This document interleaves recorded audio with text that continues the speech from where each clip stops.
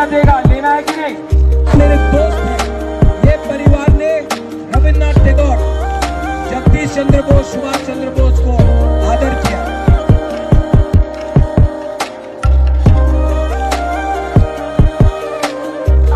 और खुद कैसा कर रहा है इस इलेक्शन में, पैसा देगा कैसे?